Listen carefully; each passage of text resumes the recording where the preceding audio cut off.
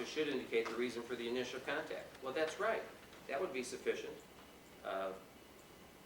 That's material. It affects your client's substantial rights. Same thing with erratic driving, leaving, etc.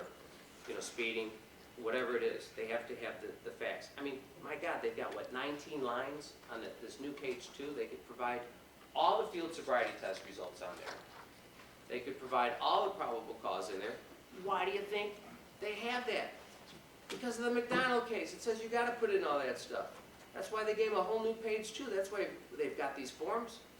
You think the DMV wants to handle more paperwork and make more copies? It costs them more money to go to the copy machine, make a second piece of paper, and send it out to you to comply with their discovery. Put it right back at them.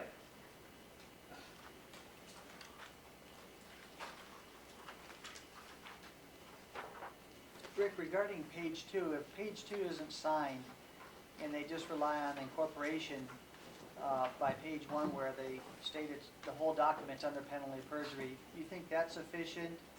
I do, because I think incorporation by reference is a problem. The document, at least they signed and provided proper foundation authentication for the first page. You think it is sufficient? Depends how the rest of the document looks. But yes, you can always make that argument. Generally, I would think that would be okay. Then you see them, cut and paste all the information. Some hearing officers don't like that. They cut and paste from the arrest report and attach it on page 2. So you got to kind of look at that. What kind of documents, what kind of objections can I make? So now you can go back to, my list of objections on page 1 of the cheat sheet. There's a whole slew of objections available. Incomplete, alteration without an explanation, in addition to the usual untrustworthy hearsay, lack of foundation, speculative. I mean, whether or not that's going to fly and how a court of appeals is going to handle that on a cut and paste situation, I don't know. But just remember, you have all the power. You've been trained in the evidence code. These people haven't been. So take a look at everything that they give you and read the DS 367 2, 3, 4, 5 times until you can find a way to attack it on insufficiency or lack of foundation or some sort of legal conclusion, a failure to put in something that affects your client's substantial rights. I think we need to move on because there's so much to cover.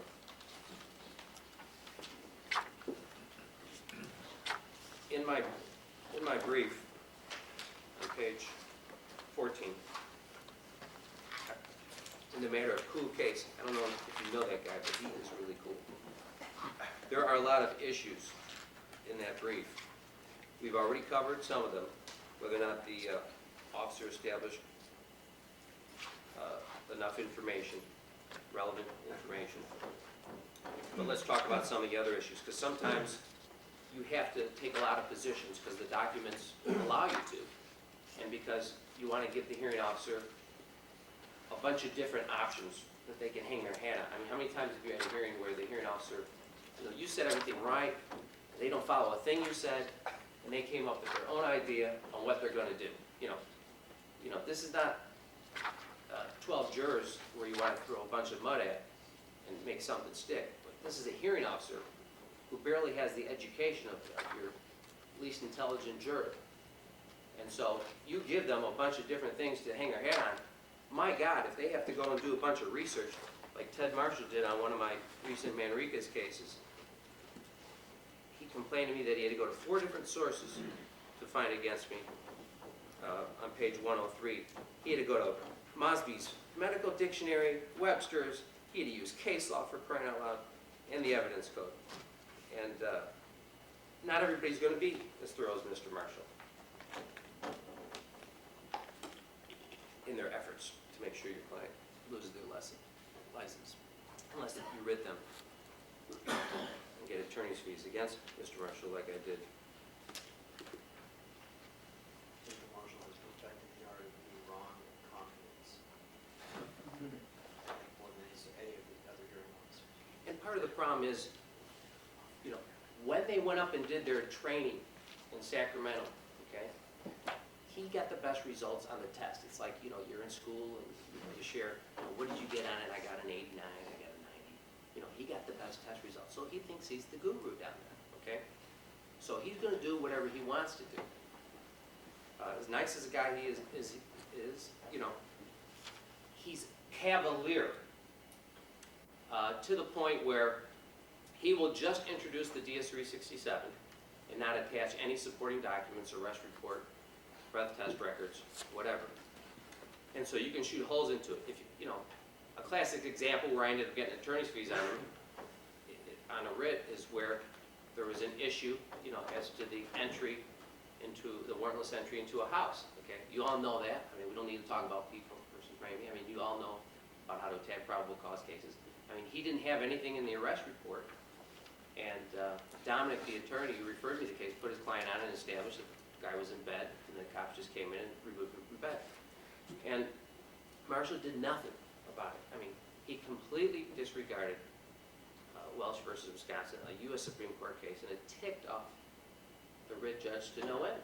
So they were sanctioned the most, which is the costs and the attorney's fees. If you get one single award of costs and attorney's fees out of the DMV, it's well worth it to do a single writ.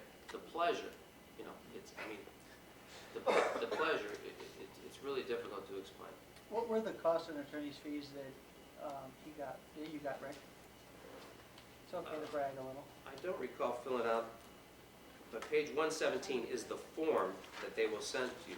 Page 118, the payee data record. You're limited by statute, so that's the problem. You got to charge your clients, a few grand, and you're going to maybe get half back if you're lucky.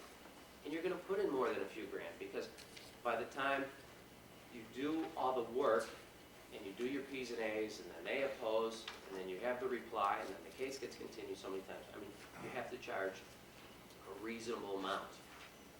In the DMV, if we had our own lobby, we could move the legislature to increase the amount, whatever it is, the maximum amount. We'll get it up to actual attorney's fees, or something like $2,500 or $3,000. What did you charge per hour, or what did you indicate per hour? I know Tom Conley got $800. Maybe he can tell us what he charged per hour. Whatever it was, it exceeded the minimum. So, I mean, my hours, no matter what rate, you could go from 150 to 450, and the amount of time that I put in the case exceeded what the minimum is. And, Is there a cap or a limit on? Yeah, there's a cap. What is the cap? I'm sorry, I don't know that. I think it's, I want to say 1,500, but I can't remember. I see. Thanks, Rick. On page 14, on the issues presented for the department. Okay, number one, we have a 3-hour chemical test presumption. Okay, so you get a DS-367, and of course this is the easiest one, which you rarely get. There's no time of driving. You get this in a collision case. Although they hit you over the head with McKinney versus DMV, and they can make all kinds of reasonable inferences based on relation back, dispatch time, and all this and that. What if they don't have it in there? What if they don't have any time of driving in the DS-367? I mean, that's a pretty easy win, okay, if they leave that blank. Because 23-152B says that they have to have a test within 3 hours of driving in order to get their rebuttable presumption. Now, issue number B, how did the officer establish that he violated 23-152 without providing relevant time information as to when the person was driving? Driving is an issue, so they have to show driving. That's really the third issue. They don't have to show much for reasonable cause to believe the person was driving while they were impaired. And they can use hearsay information from other cops to prove that, okay? But the third issue, driving with 0.08% or more, they have to show driving, okay? How are they going to do it? Well, the Mercer versus DMV, 1991 California Supreme Court case says that they have to show volitional movement of the vehicle. Is a person's admission going to be sufficient to establish the sub-element of driving on the third issue? No, you got to look at it on a case-by-case situation. person say, okay? And this also has to do with the 3-hour presumption, because if they're trying to show that you had a test within 3 hours of driving, and they don't have any officer first-hand observation of driving, how are they going to prove it? Sometimes you can look to the arrest report and point out to the hearing officer, once they allow it in over your objection, that certain statements were made as to where the person was going and when they had the last drinks. And it can show you to be well outside the 3-hour period. So you have to look at some of that information as to the statements. The admission, as far as I'm concerned, it has to be an express specific admission of driving within 3 hours of the chemical test. Yes? I lost one of those on that, and what I didn't know, it wasn't in the police report, when I went on in, was my guy only moved the vehicle 3 inches, 4 inches, something like that. Was too drunk to do anything. Started it up, moved it, went, well, climbed out of the car, went into some bushes and went to sleep. And the cop got there later, and they didn't have it in the police report, and I still lost it. But there was a witness that saw him move the vehicle. Great point. Now, can they bring in these hearsay declarants? I mean, they have to bring them in. They Okay? did. They brought, this person was in the AP, the hearing, you know, and who's this person? You know, it wasn't mentioned in the report. Sometimes you can have a degree of enjoyment with the citizen witnesses if they show. Yeah. Sometimes during the hearing, you're going to have to go in different directions and look at some of the other issues if that person does show.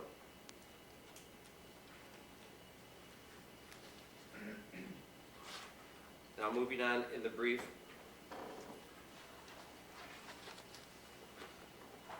Now, on page 19, I talk about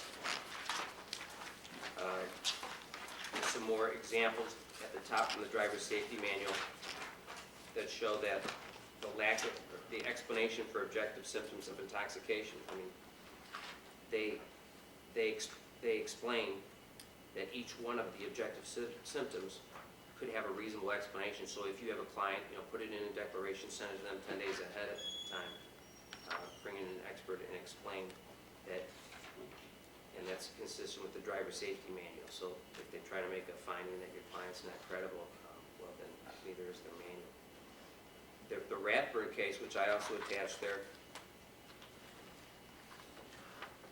is a case done by Ron Jackson, and that was a very good case interpreting Solovich, where in the DS-367 they just put poor FSTs. See, because the objective symptoms just gives a reasonable cause to detain and not to arrest, putting poor FSTs down, that's pretty subjective. I mean, you have to have something more objective. You all see in these reports, you know, what it is that they did wrong in these arrest reports, in the arrest, on the field sobriety test, and that should all be in there. And that doesn't change, in my opinion, after McDonald. Behind the Rathbun case is an excerpt from the driver's safety manual, where it talks about, on page 25, there insufficient evidence to support the driving issue. Generally, the hearing officer is supposed to make negative findings if there's insufficient evidence to establish a preponderance to support the officer's belief. And it gives an example. It says, generally, this means no one observed any driving, the person denied driving, there was one of the following situations. The person claimed another person was driving, the vehicle was legally parked, etc. So look and see if any of those apply to your case from the driver's safety manual as you look at the DS-367. Moving on to page 27, the Downer motion. We don't need to spend much time on that because we've already covered that. Basically, if you get a blood test record that has been dated, prepared, 6 or more days after the analysis, you can argue Downer. You can distinguish Kamuzu. And hopefully they'll never rely on people versus Martinez. Even the worst of all DMV driver safety officers this week has shown me that she's no longer relying on that, and she relied on it for 4 years. Why is that? Why are they not relying on Martinez? Because just take a look at pages 28 through 30. It's so distinguishable. Martinez 17 is a case where defendant choked and raped an 8-year-old girl after taking her for a bicycle. Nothing in there about DMV or civil. I mean, pled a forcible rape. They're bringing in a computer printout to enhance the penalty so they go to prison longer. I mean, it doesn't overrule down it.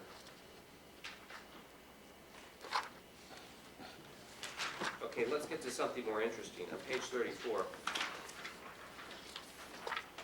Respondent's Administrative Hearing Brief. Richard Duquette, you know that guy? Oh, yeah, Nice guy. thank you. This is an example where you can order the records from the Department of Health Services, which you'll see I did on page 41 and thereafter regarding a blood test case, okay? Now, we're going to stop here and go to pages 35 and 36 because I want to talk a little bit about the history of Davenport and shifting the burden, okay? Basically, there's 3 cases. The first case is Coombs versus Pierce. That was 1991. Kern County started using the intoximeter 3000s before they had it on their license. Okay?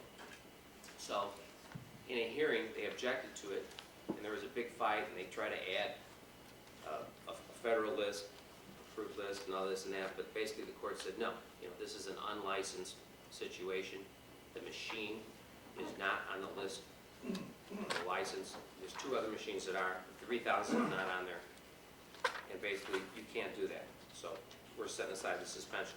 So the next year, Davenport came out, 1992. So the driver's attorney got a little cavalier in the case and thought, well, Coombs, so here's what I'm going to do. I'm going to hire my expert to come in, Daryl Clardy, and put on evidence. My guy's in 02 to 06, tops and this and that. We're going to object on the basis of foundation of the breath test and see what happens. Well, the court said, no, you can't just object, make an Adams objection to the breath test evidence. Okay, you have an affirmative duty to show through cross-examination of the officer or through your own respondent that they failed to observe any official standards in any respect. The official standards, mainly, we're talking about Title 17. Now, the attorney tried to contend that, how do we know the machine was working, all this and that? Well, those are all Adams foundational issues, okay? Those are the kind of things that the DMV has to establish after you shift the burden to them.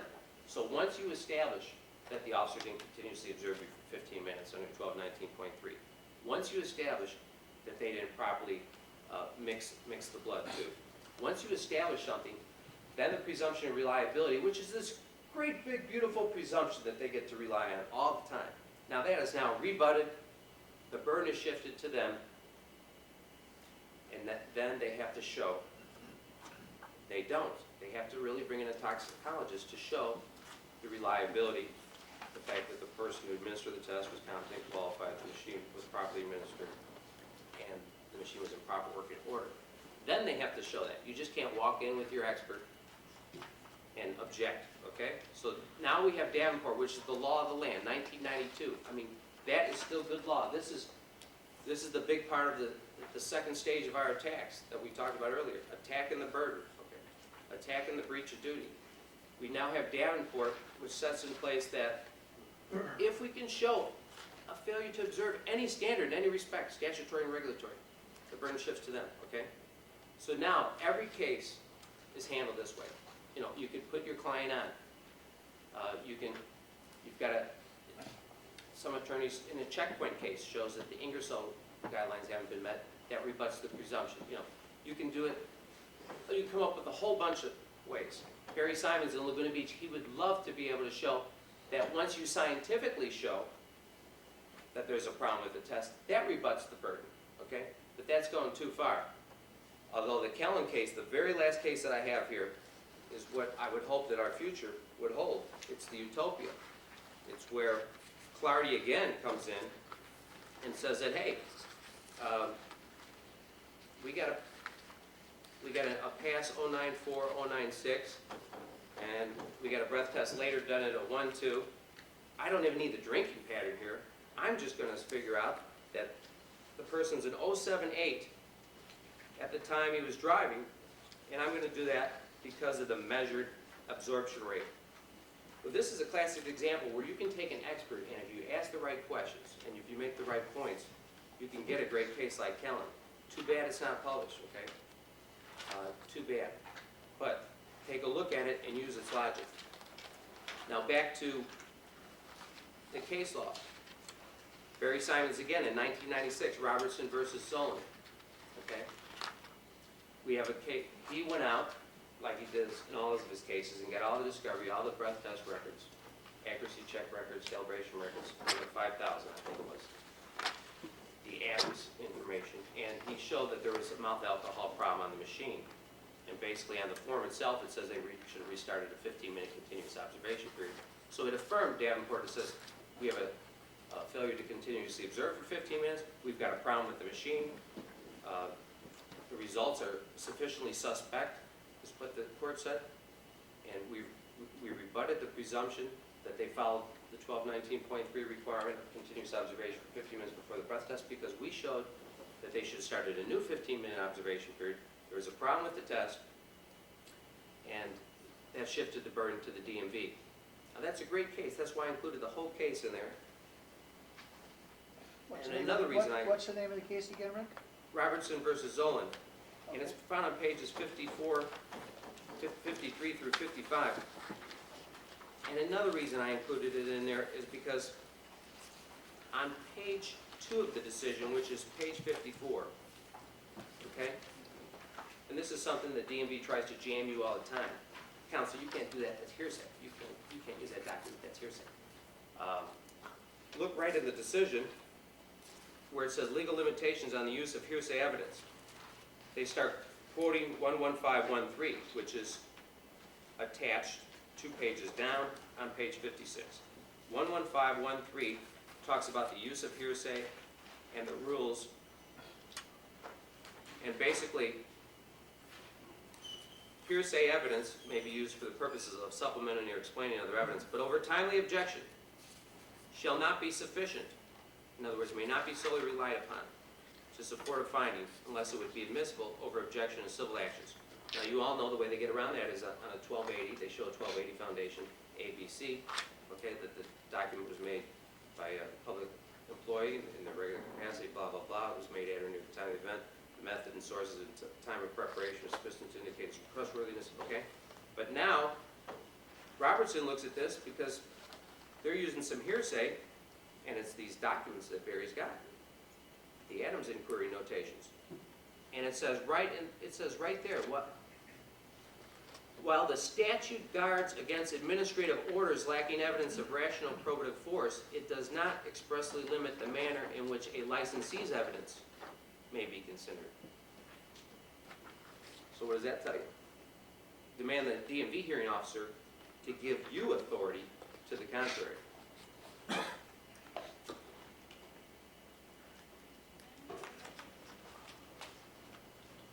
So, hearsay evidence can be used time and time again. Now, the blood test, approved methods of blood test that I attached, you know, I would serve that 10 days in advance on the hearing officer. Back to page number 34, okay? The exhibits are admissible under Evidence Code 1532. Records of the Office of a Public Entity. Okay, these are approved by the Department of Health Services. Statute Title 17, 1228B authorized the writing to be recorded in that office. And I mean, this is what Coombs versus Pierce was all about. They had the license on record with the state, and it didn't include 3,000. Okay, so now we have these approved methods, and we can show that an official standard was not followed. What are we showing? Let's move over to page 37. We're going to show, okay, back in the good old days, I mean, there's a whole bunch of good old days. We all know we're all good old boys, but I mean, the recent good old days of the phlebotomist, 2000, 2001, 2002, a few years ago, okay, I was subpoenaing the American forensic nurse blood drawers to the hearing every single time, okay? Under 23-158, are you a licensed vocational nurse? No. Are you a physician? No. You're just an unlicensed phlebotomist is basically what you got out of it, okay? Now, what I would also do is show that they didn't follow Title 17. Now, Title 17, for example, on page 36 shows, 1219.1 shows, the blood shall be mixed with an anticoagulant and a preservative. Well, you now know, because you now have the approved methods beginning on page number 42, that they have to mix the blood. They have to shake the tube vigorously, or at least they have to gently invert it. The language is shall, okay? Your expert's going to say that. Now you can corroborate that by approved procedures on file with the Department of Health Services for this particular county or this police agency. So now you've showed a failure to observe a standard in some respect. And when you have the blood drawer in there, you ask them, tell me everything you did with respect to the blood draw. And then they tell you everything that they did. And, oh, you did all this, and you did this, and okay, you labeled it, you handed it to them. Is that it? Are you sure? That's it. Nothing else? This is really important. Did you do anything else with it? No. That's it. End of your questions, okay? Don't ask them a leading question. You don't have to. Ted Marshall's going to sustain his own objection that it's leading if you try to ask even an adverse witness leading question. So just ask them everything that they did, and you will still find out that all these new people that they've now trained, see, because of certain lawsuits, okay? Why did American Forensic Nurses cure the phlebotomist problem? Think about it, okay? Was it because we were in the ditches fighting every day trying to save a license for our client? No, they got sued in federal court. If you get sued in federal court, hello, you're going to do something different. All of a sudden, they're yanking their contract downtown, or threatening to, so you do something. You go and retrain everybody. So now they got all these people that are trained in accordance with 23-158. But you can still attack these people based on the blood collection procedure, okay? It's very clear that Title 17 has specific requirements, and mixing that tube, making sure that the anticoagulant, the preservative, is mixed in there, is something that they must abide by. It is a standard that is very important. And by the way, why is it so important, okay? Because they want to mix in whatever preservative there is with the blood. We know many of these laboratories don't actually test and analyze until days after. Fermentation could take place within 72%. I mean, they don't have a sufficient amount of preservative to begin with. But what preservative they have in there, they should make sure it's mixed in there because that's what the regulations require. Rick, I have a question for you. 72 hours? Within 72 hours, is what your expert's going to say. Rick, I have a question for you. Maybe you can comment, Cole, if you would like. So let's assume you have a blood test. Let's assume you've got the blood records. Let's assume they provided them to you through the crime lab. Is it presumed under the presumption, 664, whatever it is, that in fact that's going to be sufficient unless Right. you subpoena somebody? That's what Davenport talks about. Okay. I mean, the whole Davenport case is premised on the notion that Evidence Code Section 664, there's an official duty presumption on all that stuff. Okay, so once you show a failure to adhere to any standard in any respect, okay, so now we're getting into an inadequate amount of preservative, okay? Now, under Title 17, 1219, page 38, the identity and the integrity of the sample shall be maintained through collection to analysis and reporting, okay? Now, the amount of preservative that they have in the tubes is only about a quarter what it should be. 25% of 1%, okay? Why don't you just move that all the way up to the front, Rick? I don't think Judge So Kirkland would they mind. only have a quarter, 25% or a quarter of the 1% sodium fluoride preservative that they should be using. Hold on a second. Let me get you this pen. It's not working. So that's 75% less than what it should be. What's the standard here? Preponderance of the evidence. If they only have 25% of what there should be, have they met the burden to preserve the identity and the integrity of the sample from the collection to the analysis to the report? We do that